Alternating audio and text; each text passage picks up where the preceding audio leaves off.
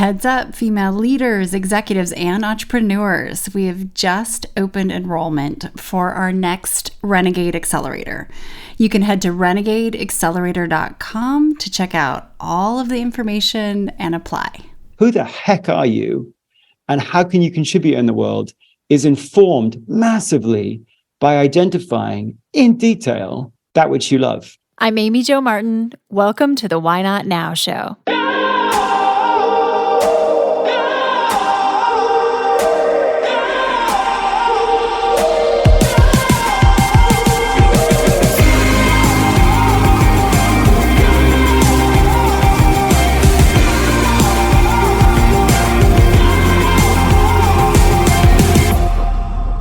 You know that thing you've been thinking about doing? Yeah, that one. Why not now? Have you ever actually taken the time to ask yourself, what's stopping me? Let's talk it through. This is your chance to give that idea the attention it deserves and take action. Each episode, I have a chat with a fascinating person, from entrepreneurs to athletes, celebrities, my parents, rocket scientists, and all walks of life. We talk through a critical time when they've asked themselves, why not now? We dissect that day or even that moment, step by step.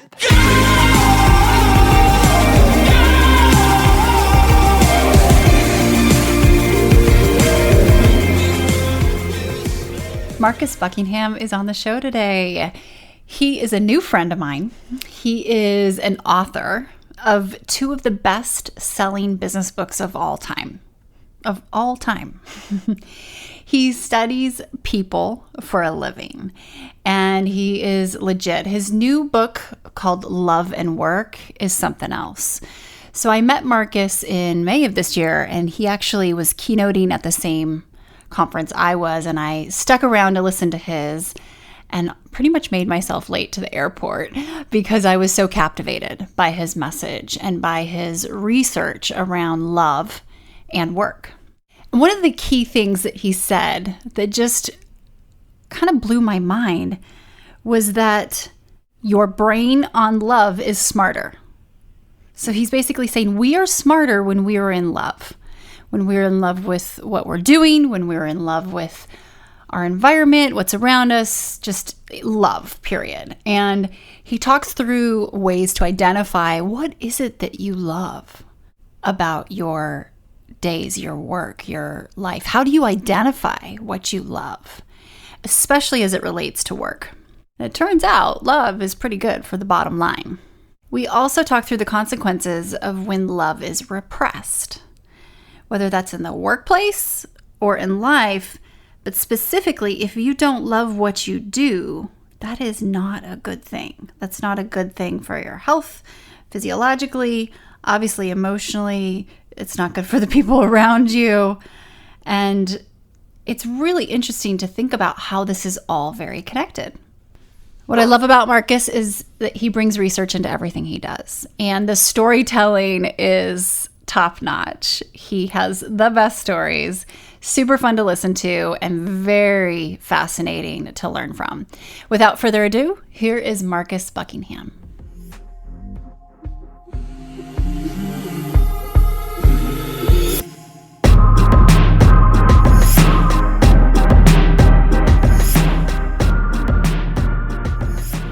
Okay, at the top of the show, you heard me talk a little bit about the changes we're making to Renegade.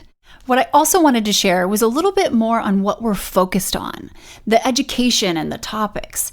We are focused on your personal brand. We're focused on public speaking, innovative mindset, leadership, and wealth creation. We offer exclusive access to deal flow and investment opportunities through Renegade Global Ventures. This is a new thing over the last year that has just been incredible for the women in the network. So we are seeing a lot of brand new angel investors, first time ever that they're writing checks, because they're able to get access to opportunities they would never have otherwise. And we bring those to the Renegades along with education. So we're really democratizing access to deal flow as well as the flow of capital, and going and pooling our money together and sticking ourselves on those cap tables, capitalization tables. So that means these women have equity. They have ownership in the companies that they're investing in. And we're doing this together. Over the last 3 months, we've invested more than $1.2 million. And we're literally vetting deals and providing opportunities every day. If this sounds interesting to you, head to renegade.global and apply. We'll be in touch.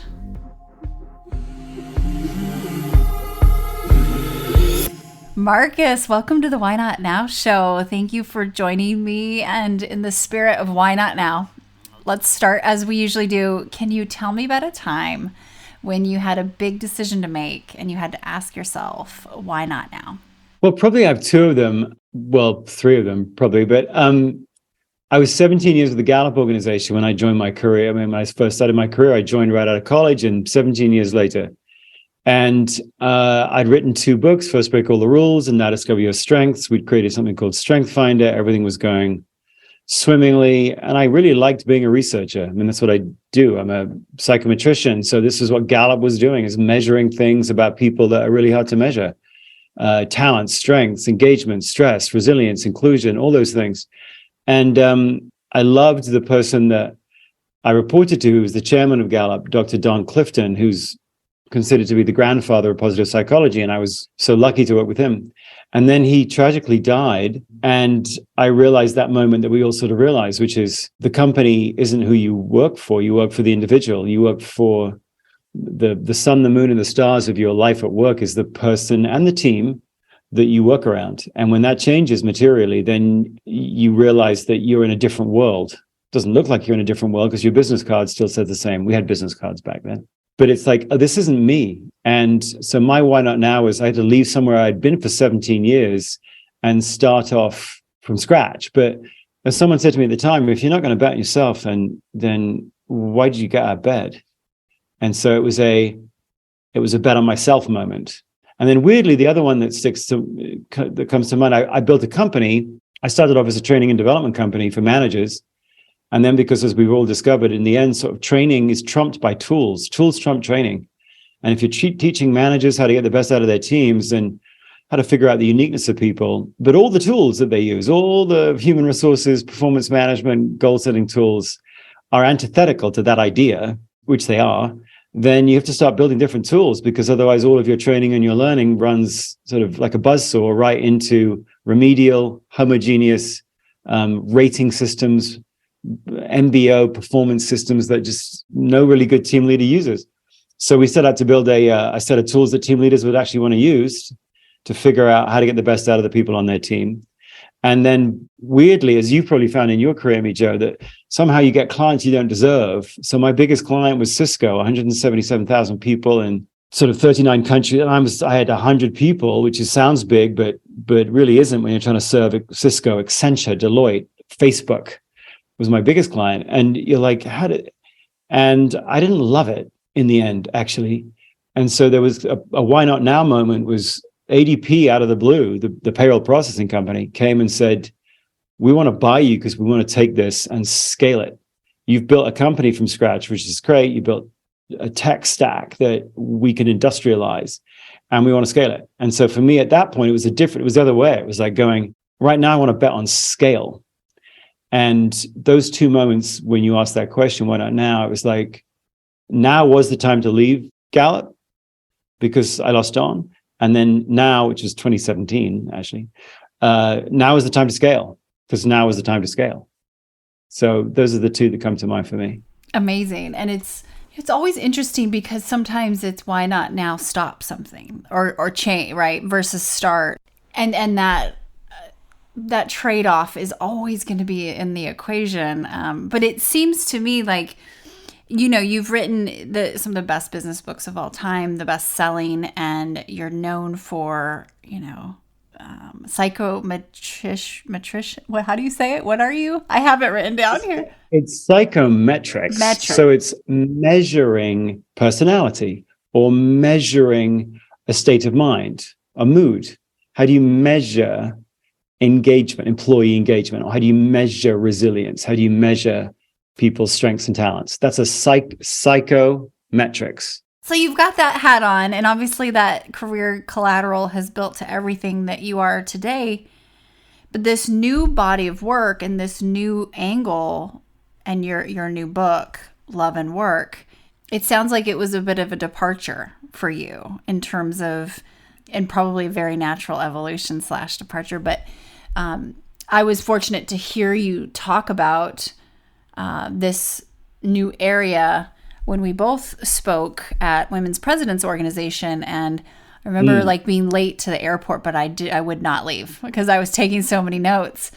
And I'd love for you to talk a little bit about how this is different, because I mean, you've written a lot of books, you've become a master in your area, and this, I can just see how lit up you are about the kind of the novelty of this uncovering. And there's so much here that we'll grasp from you. We'll get as much as we can out of you today. But we've started to implement some of your techniques on our team and I'll talk about it in a little bit, but it's a whole different way to operate. So yeah, fill us in on how this came to be, this new Love and Work, and just focusing on love. Like everybody, I had some really tough days during the pandemic. I lost my dad, I lost my cousin. And you have moments where you look in the mirror and you go, what are you doing? Like, what are you doing? What sort of a difference are you making? And it can be lonely and it can be challenging. And then you have other days where you wake up and look in the mirror and you go, I'm only here for a short time. I'm going to try to make as much of a difference as I possibly can make, and it's a challenging moment when that happens, but you go, no, I'm absolutely going to come out of this and not waste a moment. And so this book was a product of that, going, if I die before this book is written, I'll be really ticked off with myself while I'm dead. Because we live in a world where we know from science, we know that by the time you're 19, you have 100 billion synaptic connections in your brain. We know the uniqueness of those synaptic connections produce in you a really unique pattern of very specific things that you love and very specific moments that light you up and very specific situations that lift you up. And on the flip side, other moments and situations and contexts that are really specific to you, but that drain you or that bore you or that you lean out from. We know this, even if we have a brother or a sister in our own family, we turn to them and we think, well, I was born and raised in the same household, same genes, but I'm really different from the people who genetically I'm closest to and socioeconomically I'm closest to. I laugh at different things. I find joy in different things. I find certain things easy that my brother or sister or cousin finds difficult. And we know that, like, we all instinctively know that we've got something really distinct and unique about us. And yet, faced with that 100 billion synaptic connections, no one really helps us make sense of that. We don't get, I think the example I used in the presentation in Montreal was my daughter coming up to me and saying, what's the difference between a rhombus and a parallelogram? She was 16 at the time. And you realize somebody said, geometry is very, very, very important. Your daughter will get 10 years of geometry. It's important. And it is important.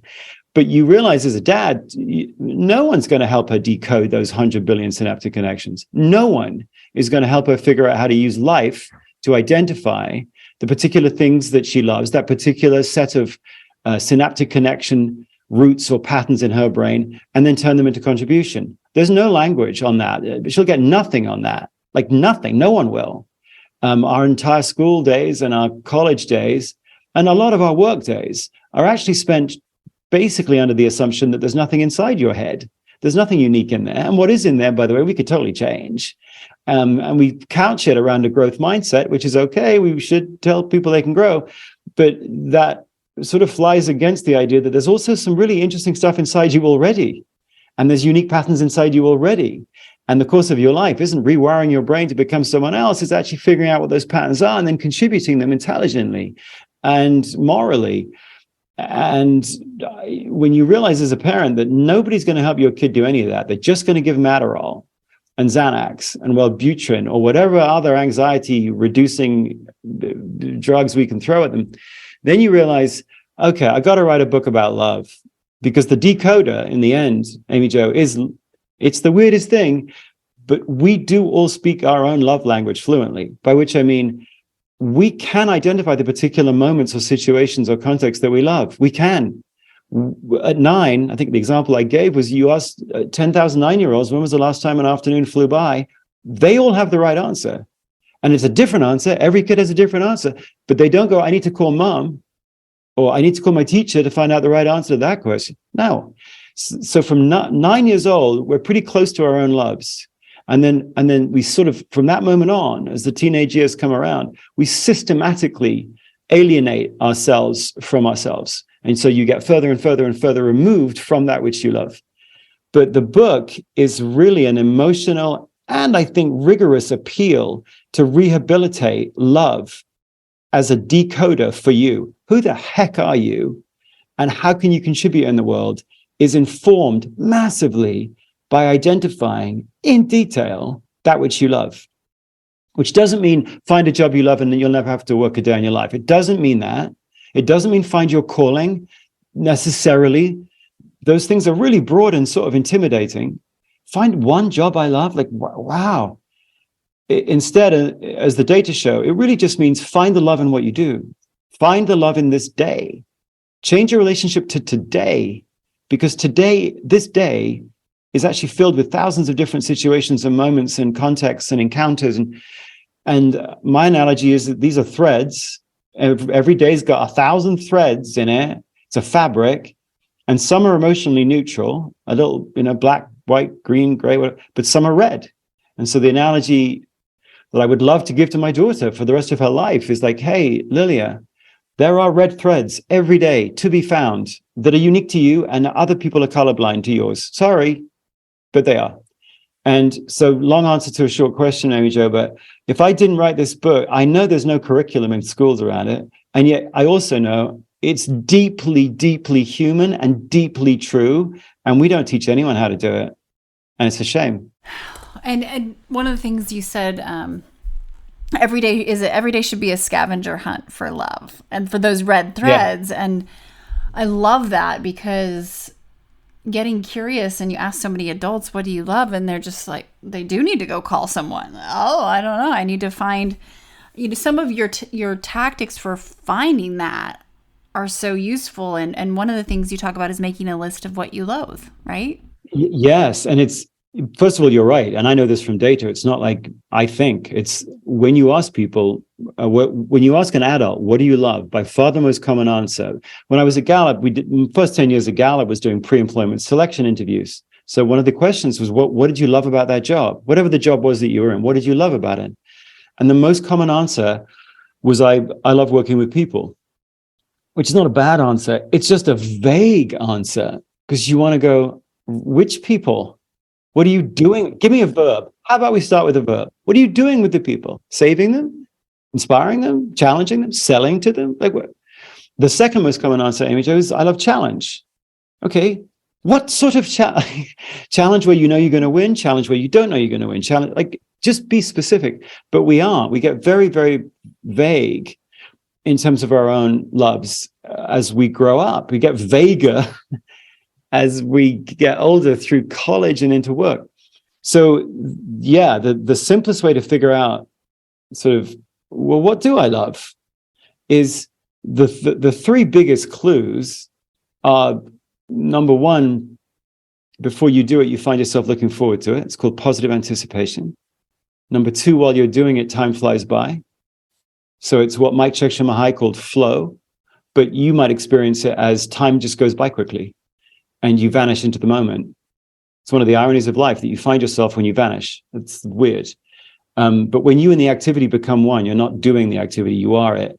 And then when you're done with it, you feel invigorated, not drained. Not thank God that's over, but like there's something invigorating about it. There are other clues, but those are the three big ones. And so, as you said, one of the best things to do to pinpoint what you love is take that blank pad around with you for a week, draw the line down the middle of it, write loathed it at the top of one column and loved it at the top of the other column, take it around with you for a week, look for those three signs, or the inverse. So no positive anticipation. You keep pushing it off and procrastinate. Or when you're doing it, time drags on, like really sludging through it. And then when you're done with it, you're drained. You're psychologically, which, we have to do. There's research that suggests that we might have to do 40, 50, 60% of low. But you need to know what those are. And obviously the most important thing, you need to know what on the other side, just use a regular day or a regular week to identify the particular activities that you love. It's so weirdly specific.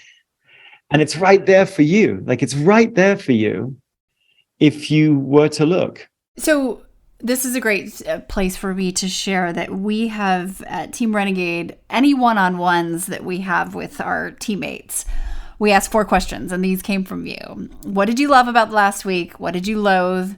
What's hot and how I can help you? Hopefully those are the right 4, but those are the ones we've been using. Okay. Yeah. Well, it's been working. And it's quick. It's not like, let's do a therapy session for 2 hours. It's just like rattle it off. You know what the questions are. And it's so helpful because as leaders and or coworkers and, across every, in the entire ecosystem, we can start to dial in where we can feed each other more things that we love to do, right? That may not be on a silly job description that, especially in small companies, it's like people giggle at job descriptions, right? It's like as a startup, you're like, yeah, that's cute. Right. You're going to do everything, right? Right. But it's, I think that's where I was typing an email today. I shared something on Instagram stories about this where I have a corporate client and I said, I love you at the end. And I was like, whoa, can I send this across corporate lines? Like, is this allowed? Is there some firewall that's going to catch this? And I do. She's a renegade and she happens to be a client too. And I was thinking about, like, why don't we bring love more into the workplace like that? Just in general, the concept. And one of the things you said that I've been thinking a lot about is, like, if you have love in one area of life, like, have you ever worked with someone and they have found love, romantic love in their life, and all of a sudden their work got better, they're more crystal clear, they're just a different human to be around, and their skills probably are sharper, and it's like, whoa, what happened to you? Do you feel love is transferable across all these facets of the pie of our lives? Well, it's not really what by the way, those questions are the right questions and what you're doing there. So for anyone who's a leader, you just have to remember 25 years of research into studying high-performing teams, and people go, what's the secret to building high-performing teams? What's the secret? Attention, attention, attention, attention, attention. Frequent light touch attention. That's what those 4 questions do, by the way. You go through a year, and the goals you set at the beginning of the year are irrelevant by the 3rd week of January. So the best leaders know the only solution to engaging with frequent change, which is what life is frequent attention. So that's what you're doing with people there. It's one of the big misses of leadership. We've overcomplicated the living daylights out of it.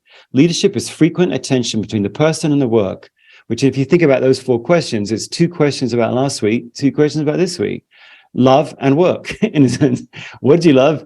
And then what are you working on? How can I help? What do you love? What are you working on? That's kind of 52 weeks. I'm not saying you have to use those questions every time, but it's like, oh my word, that's frequent attention. And that's what the best coaches do when you look at sports coaches. It's not once a year, the most amazing coaching session. It's every week. But to your question, we do actually know that when you are in love with someone, your brain chemistry changes. You have elevated levels of certain neurotransmitters, oxytocin, which is sometimes called the love drug, but also serotonin, norepinephrine. And then when you're doing activities that you love, we see the same elevated levels of neurotransmitters with the added one of anandamide, which apparently brings you feelings of wonder and awe. So you put that little chemical cocktail together when you're in love with someone, and what it seems to be doing when you're in love with another human is it, in a sense, breaks some of your barriers down that are egoic. What they say is it dysregulates your neocortex. It dysregulates your flight or fight, focus, get it doneness. And it opens you up to more information, more safety, more intimacy. When you're in love with someone, of course, right? More trust. Well, when you're doing work and you're doing activities like that, the same thing happens. It opens your mind up to more inputs, more innovation, more collaboration, more willingness to step into ambiguity. Like, your brain on love is smarter. So that's why I actually picked HBR as my publisher, Harvard Business Review, because it's like, to your point, Amy Jo, it's like, let's rehabilitate the word love. Because you study excellence, Loveless excellence is an oxymoron. Loveless creativity, oxymoron. Loveless entrepreneurship, oxymoron. Like loveless innovation doesn't have, like loveless service. Wherever you see excellence in any of those things, there's love in it. Maybe not every moment of it. In fact, there isn't every moment of it, but there's love in anyone doing anything at excellence. And if we don't use that word love, if we find a euphemism for it, then we're making it less authentically human. Because when you wrote to your friend today, I love you, that's a human thing. When we're born, the very first thing we hunt for isn't food, is it?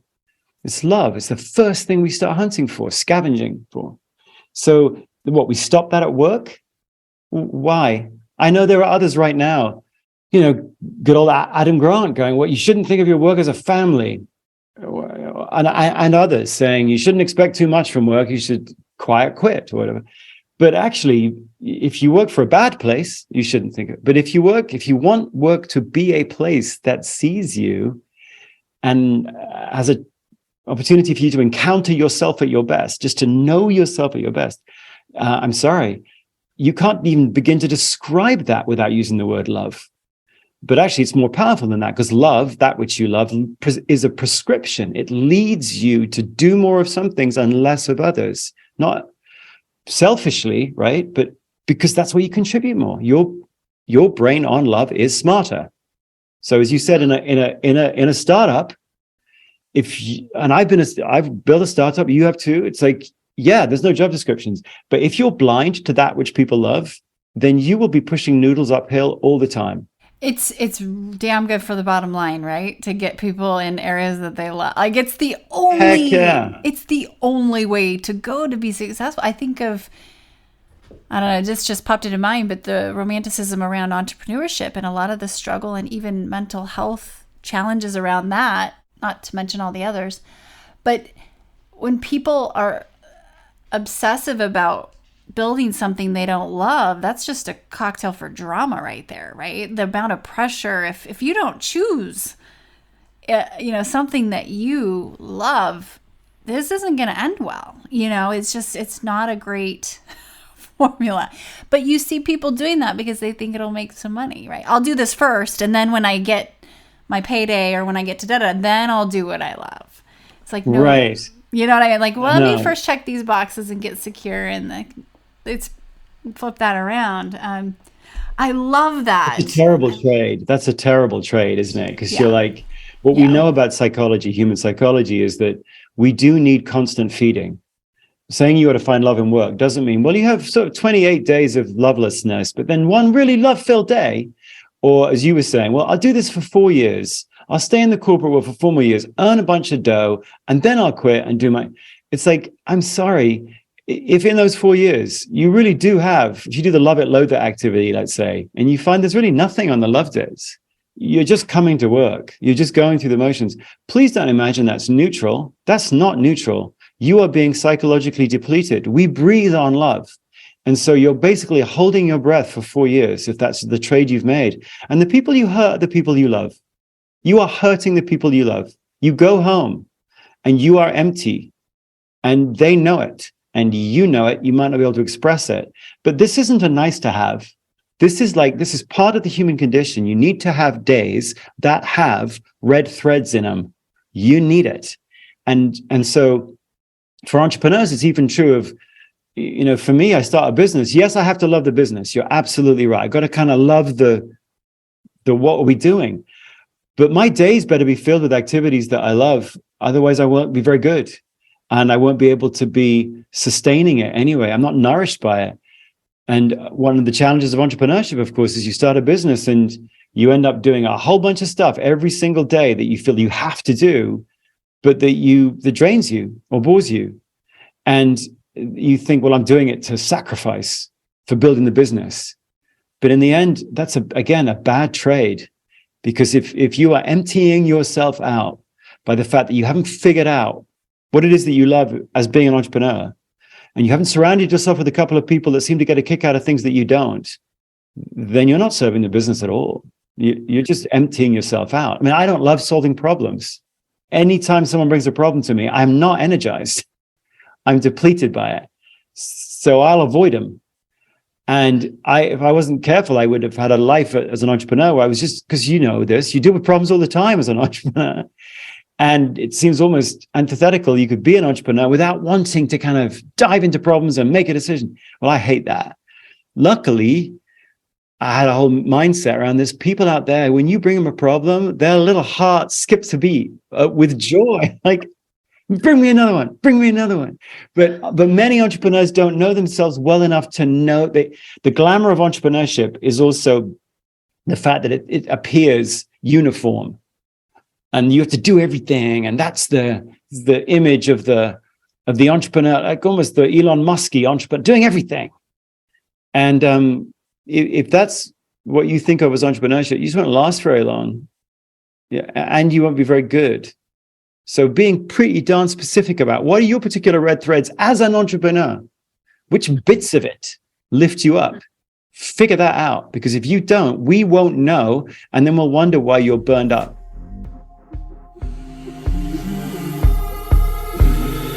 We're going to take a quick break and we'll be right back. Hi, everyone. If you are digging this podcast, please do us a favor and subscribe, rate, and review on iTunes. It just takes a moment and it means a ton to us.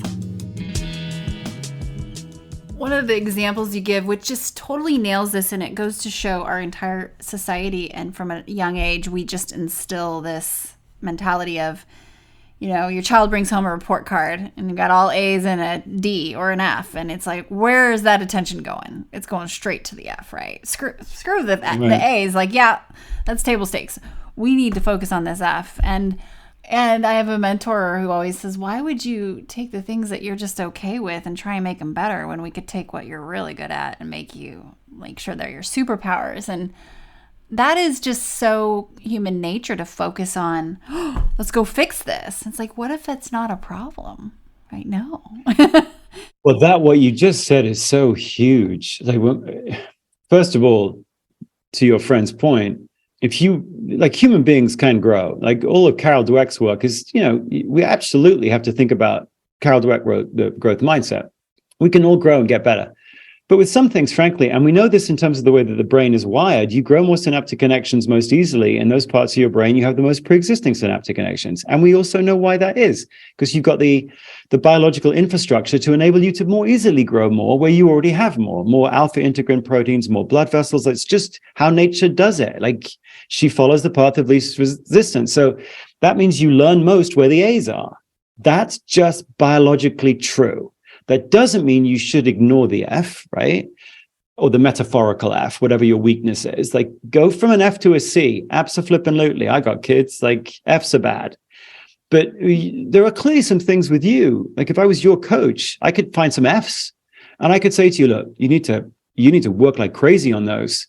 And unfortunately, in the world of work, we even call those areas of opportunity. We have a euphemism for them, right? Yeah, areas of opportunity. But frankly, we know biologically, you'll go from an F to a C. You'll go from bad to average, or bad to below average. Well, if that's your approach to kind of winning in life, then you won't. So your friend's advice isn't just kind of good advice from a friend, metaphorically. It's super pragmatic advice in terms of how do you differentiate yourself. Peter Drucker said this about companies, didn't he? Small companies and big. You get your strengths together, you make your weaknesses irrelevant. Okay, that's huge for any entrepreneur. You get your strengths together and make your weaknesses irrelevant.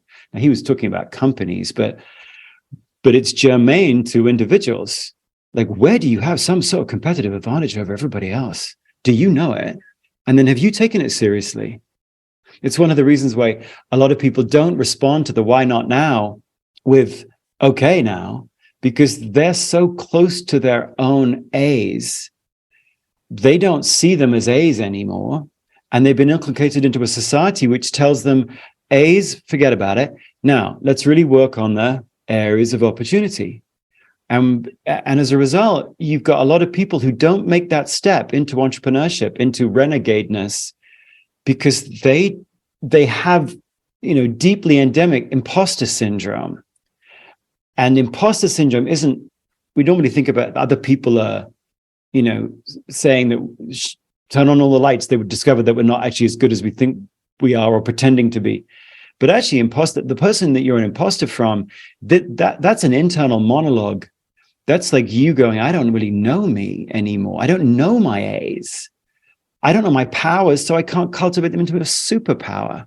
So one of the most powerful things for any renegade to do or any entrepreneur to do would be to go, wait a minute, what are my A's? And I don't mean that I'm good at them, but I have appetite.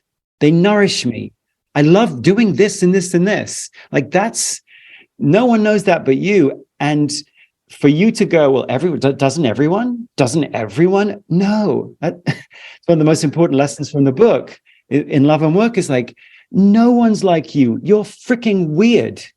And you didn't know you're weird because it feels like breathing to you that you would talk to people this way or remember so many people's names or reach out in just that sort of tone of voice or just that tone in the email to get people to have goodwill towards you that you think, well, doesn't everyone? No, that whole email and the reason you even wrote it and your reaction to what came back is completely and utterly uniquely you.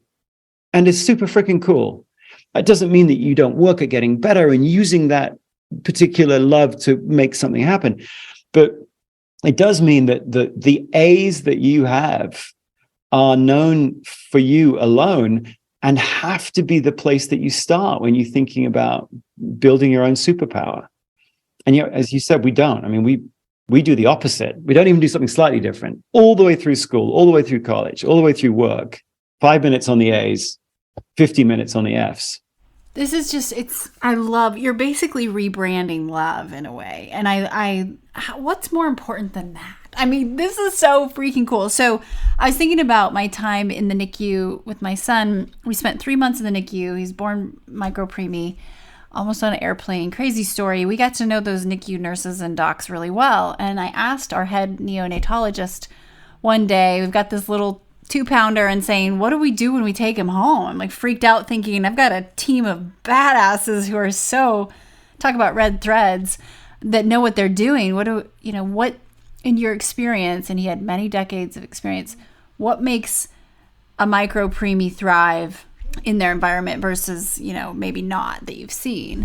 And I'm thinking he's going to talk about some sort of method or some sort of food or some sort of nurturing or who knows what. And he said love. He said if the household has love, it doesn't matter if they have much else. That kid is going to do really well. I've seen it over and over. And most ancient form of medicine is love. And so neonatologist is telling me this. And then I marry that with, wow, you look around any given day in those 90 days and there are more machines and data and technology, and the combination of those two things saved my son's life. And he's thriving.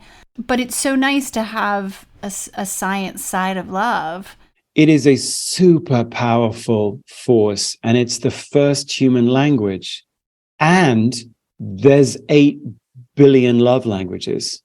That's the other part of it. So you're squishing your son, and it's like cuddling. And we know, by the way, the famous John Bowlby experiments where you give a baby chimpanzee a wire mother with milk, and over here another wire frame of a chimp but covered in soft fur, and they go to the fur all the time. They don't go to the milk, because we humans from such an early age, I mean, we just lean into love. And yet also the specific activities that we love, just like the specific people that we love, the specific moments that we love, are very, very unique to us. But it's an incredibly powerful force all the way through our lives for learning, for connection, for resilience. Also, though, interestingly, like all human forces, or maybe even all forces of nature, it does demand expression. So if you're in a relationship, for example, and you're in a relationship with someone who either doesn't see what you love or sees what you love and is in competition with it somehow, then you can't, or even wishes you didn't love what you do love in terms of the specific red threads of your life, then it's funny, love repressed turns into a super caustic substance that eats you away from the inside out. And you find all sorts of ways of coping with that. You might have an affair. You might take up alcohol or drugs. You might take up really other unproductive sorts of behavior to mollify the fact that inside you're empty. But the irony is, what emptied you out is your love ate you away up from the inside. Love needs to be expressed, which is why even in the book, yes, it matters in business. You go work for a company and you don't have a chance to express that which you love, even if it's for 20, 30% of the time. If you don't, it's a terrible trade, because it burns you up from the inside that you can't express it. Same way in a relationship, though. I mean, this book is, my Shell, my wife, it's shot through with, what's the point of a relationship? It's to make the other person bigger. That's what it is. Which in simple love terms means I see what you love and I want to help you turn it into contribution. There's no competition there, because love's an abundant resource. What you're into, what you are lifted up by, what you love, it doesn't affect me. It doesn't, there's no scarcity there. We just have to figure out the most beautiful way for you to contribute that. And my job in a relationship is to see. That's really the job of a relationship. I see you. It's the whole, like, you can't love what you can't see. I see you, I love you. I see you, I love you.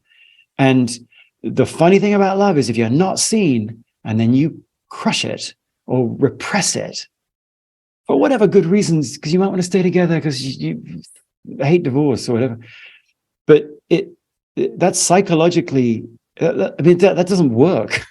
It doesn't work psychologically, because you are being eaten away by the very thing that can be so life-giving when it's expressed.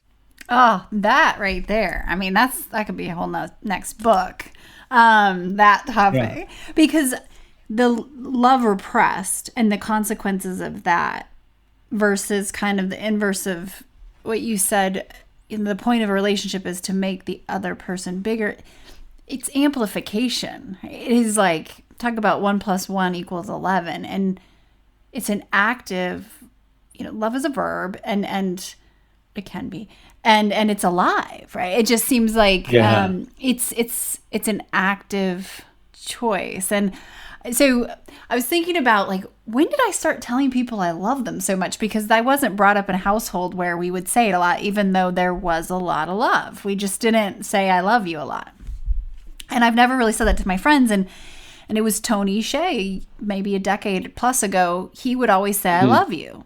And I remember one of my first friends that would kind of say that, especially a dude. And I was like, yeah, why can't we say that, And it just became more natural for me. And why don't we tell people we love them more? Like, is that a fear thing? Or... And this is the last thing I'll say, and I'll let you respond. I've got 97 questions in one. Terrible interviewer. The other day, I was having lunch with my best friend, and we're talking, we consider each other soulmates. And she said, I didn't tell you this, but I forgot, but I wanted you to know that day I texted you, and I was walking into that board meeting, and like shit was hitting the fan, and it was going to be intense, and she was scared, and but also juggling a million things with her young kids, and it was like she was tapped out. So she sent me this voice note, I think it was, and I didn't have a time to like respond in a really lengthy way, but I said, okay, Biz, it's her nickname, I need you to know I love you, and there's nothing we haven't been able to get through and figure out together before, ever. We're batting 1,000. I'll call you later. And then I don't even think we talked later, but eventually we did. But she said that was all she needed. Right? That was it. And she started crying at lunch the other day saying, I don't know if you understand. That's all I needed. And I'm like, really? I vaguely remember sending it. I think I was at a stoplight. Anyway, I'm just kind of having this epiphany of, why don't we say I love you more to the people we love? Well, because we are informed by Jean-Paul Sartre's idea that hell is other people. And hell is other people because they're not us, and they have different desires and different intentions, and we might need to protect ourselves from them. And this is a dog-eat-dog world, man. And we got to just make sure that we are protected against our fellow man or woman, because they're just probably going to be out to get us. And we need to be safe. And so there's a very, very big desire, very natural human desire to be safe. And if you say that you love someone, then there's a part of you in them. And so they've got you. And that's scary. I don't want to do that. I'd rather just stay over here and say, I respect you. It's like those people who go, it's not important to be liked, it's important to be respected. No, it's not. You study all the data, and people do more, work harder for, buy more from people that they like. And then if you take that one level up, it's when you have love. When you really have love, what that means is you have connection between two people who feel safe with one another. So the reason we don't say it is because we are being self-protective. And we worry that if we say it, the other person's going to abuse it. And of course, we're spiraling down versus spiraling up, because love, like trust, is one of those things where you get more of it by giving more of it away. And so the more you say to someone, I love you, what you're really saying is, I so see you. You are seen. So what you did with your friend, how beautiful is it? In a world where you know that no one really knows you the way that you know you. No one really cares about you the way that you have to care about you. And there's so many burdens you carry as a mother or as a sister or as a friend. And you walk around every day going, this is heavy, man. I hope I don't crack.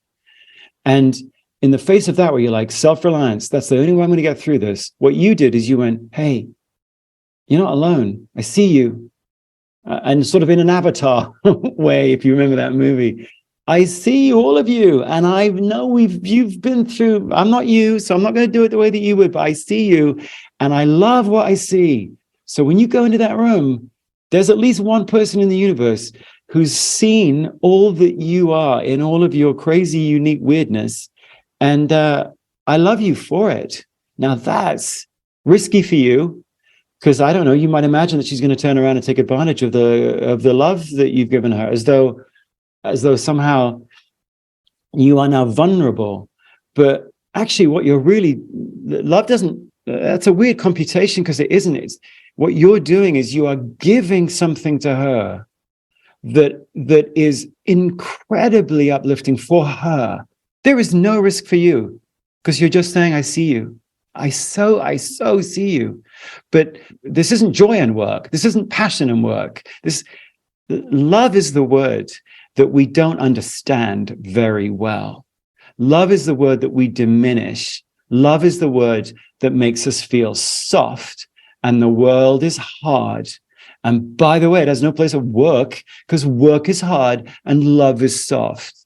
It's like, no, actually, false dichotomies. Love is often really hard work, but it's seeing another human for all that they are, and always looking for the best interpretation or the most generous explanation for why they do what they do. What a beautiful thing. I mean, that's the funny thing when we study love in relationships, is that people say, well, love is blind. And then after you're in a relationship, the scales fall away and you see who the person really is. Actually, all the research on love in healthy relationships shows that love stays blind. Love stays blind, which basically means, Amy Jo, that when you're in a really great love relationship, you know deeply that the other person will always be looking for the most generous explanation for why you do what you do, even if there are some other explanations which might actually be partially true for why you did what you did. The person who loves you is in a sense, and the psychologists who did the research, who came out of the University of Buffalo, they called these things positive delusions or benevolent distortions. In the best relationships, you're choosing in a love relationship to find the most generous explanation for why the other person does what they do, and you believe it. And what that does, of course, is it fuels the relationship, because it means you are always looking for the best reason for why someone did something. And then they know that that's the kind of seer that you are. You're not the detective. I mean, sometimes we are in relationships with people who consider themselves to be some sort of psychological detective, shining a light of like, why did you really do that? As though that's their job in our relationship, is to pinpoint the true, as though there is some true, selfish, perhaps, reason why you did something. God, it is exhausting to be in a relationship with a detective. Don't be in a relationship with a detective, because they'll probably find some stuff that's real. It's just not the full real. So what you did, such a beautiful thing with your friend, is you just went, I see you, and I will always be a person who holds and believes the best explanation for why you do what you do. That's love. Well, and it compounds over time. That's what's so cool about it. It's just, you know, it's abundance. Okay, I know we need to wrap up here. I could talk to you for hours and hours, Marcus. If we were to take you back to that moment where you open up, I'm just going to assume you're on a computer. You could be writing it down, but you're blank page, getting ready to write this book. And if you could just say something to yourself in that moment, is there anything that comes to mind that you would say? What I said to myself at the time is, I said, and this is true, I've written 10 books. And the first book started, and I know that you think about this a lot with the people that are renegades inside your community. How do you start? Why would you start? What's the way to start? And the way that you have to think about a book as an intimate experience. And so you have to have one reader in mind, not many readers. Not who's the book for, and it becomes like a psychographic or a demographic. No. You write the book to a person. So even though she's in it, I wrote this book to Michelle, who's my wife. My first book I wrote to Stephen Kendall, who was an individual manager, who was one of my oldest and dearest friends, who I was always on the phone with, like talking to him about like management. I'm like, I better write a book for Stephen, which means when you got Stephen in mind on every page, you're going into as much detail as Stephen would want. You're going into stories that Stephen would be. And so you write a book for Stephen. But as one always says, you know, you serve one, you serve many, you serve many, you serve none. So if you write a book, it's like, who is the human you're writing to? And that's what, in my head, when I sat down to write the book, it was like, this is for Michelle. So what are we talking about? Why? Which examples? What tone? How much do I share? This book, Love and Work, is the most vulnerable I've ever been. This is not a Harvard Business Review article. There happens to be a Harvard Business Review article about it. But this is like, well, you know, you've seen it, read it. It's like, it's a super emotional book. I've had a lot of weird stuff happen the last 4 years that I won't bore anyone with now, but it's like, oh my word, my kids were super exposed and harmed in ways that were like, what? By someone they loved. What? So the book is about some stuff I wouldn't ever otherwise share if I wasn't writing to Michelle. And by the way, the only other thing that sort of is in my mind right now is if people do want to, I mean, one of the things we decided, and she was a huge impetus on this, I built an assessment called Standout, which is like the next generation strength finder. But if people wanted a shortcut to finding what they love, during the pandemic, Michelle says, why don't we just give it away? If I see you, I love you. If you can't love what you can't see, during the pandemic particularly, but also afterwards, can we give people a language to talk about those things that they love, to talk about who they are? You can't love yourself if you can't see yourself. So we decided to give it away for free. We've spent, tens of millions of dollars building this, but we've given it away for free as part of this whole Love and Work movement. And if people want to take it for free, if you go to marcusbuckingham.com, you'll see it says gift of Standout. And I wouldn't say it will tell you exactly what you love. Like that love it, loathe it thing, it gets you right into the nitty gritty of those red threads. But I would say that it takes you to the street corner because it measures you on 9 strengths rolls and then pinpoints your top 2. And it's like, those are the coordinates. And so as I was thinking about things to share on this podcast, like we do have that research. If you want an accelerated way to dive into what you love, one of the first things that, as I was writing the book to Michelle, was thinking about her top 2 standout roles, which are different than mine. And whenever you're like, why did she say that? Sometimes having a language, a bit like Myers-Briggs, but like in this case, a very strengths-focused, love-focused language, you go, oh, she's not trying to be a jerk. She's trying to be herself, which means she comes at things in slightly different ways. So long answer to your short question, but in my mind going back, it was like, I'm writing this for Michelle. Keep that in mind on every single page. I love that so much. And we will link to that in the show notes below for those of you listening. just to the audio version and as well here on YouTube. Thank you. Thank you so much for doing the important work, for showing up and for enlightening us with this incredible point of view on love and work, and for spending your time with us. Thank you, Marcus. Gosh, it's my pleasure. And if people want to stay in touch, probably the only social that I do really is Instagram. So there's so much here. Like, we spent 40 minutes here and we could have gone, I mean, this is a deep subject. So that's kind of where I try to just throw stuff out there. So if anyone's interested in that, please go there. And then for me to you, thank you for everything that you're doing. I think what you're doing is really, this is my own personal opinion, of course, but I think what you're doing is really important. It's really difficult. And yet it's bringing voices together who are wanting to make a dent in the world. And you're giving them is a way to have intelligence around that dent. Encouragement, yes, and community, yes, but also intelligence around the most effective way to do that. And from that comes expression of all these people that are part of the Renegade family. It's expression. These people are living their own life, first-rate version of their own life because of what you're doing. So from me to you, thank you for bothering to take that step when others might not have. Thank you, Marcus. Thank you. It's amazing how it's a team effort for sure. And it's fun to it's not just fun. It is the career love of my life, to bear witness to these renegades taking action in what they love. And so, by the way, what a lovely phrase that is. Is what you're doing the love of your life? That's not a phrase you normally think of using in the context of, this is the career love of my life. That's lovely. Thank you. I haven't always said that. It's a season, it's the last several years. And I can honestly say I've kind of dated a lot of frogs, a lot of work frogs. Thank you. My pleasure.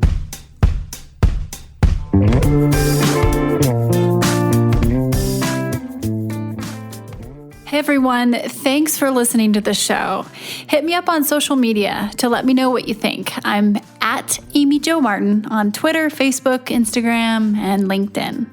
And I want to hear your Why Not Now moments so I can share them on the show. Just send me a note to whynotnow@amyjomartin.com.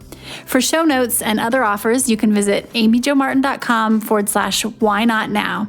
And while you're there, don't forget to sign up for my email newsletter for exclusive content and announcements.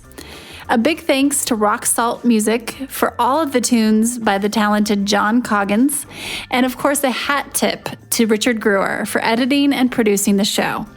I'll see you next time. And until then, why not now?